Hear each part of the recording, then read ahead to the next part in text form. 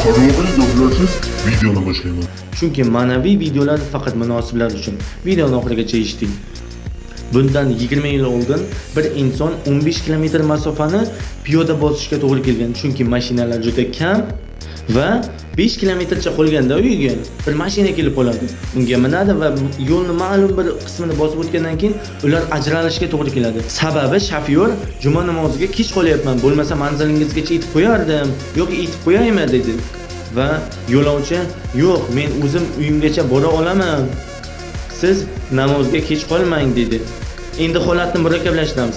Agarda rostdan ham shu yo'lovchiga mashina kerak bo'lsa, ehtiyoji bo'lsa, ya'ni masalan aytaylik ko'zi ko'r bo'lsa, ya'ni manziligacha shu mashinasiz yetib bora olmasligi aniq bo'lsa, shu shofyor juma namoziga borgani to'g'rimi yoki-da yo'lovchini manziliga yetib qo'ygani to'g'rimi?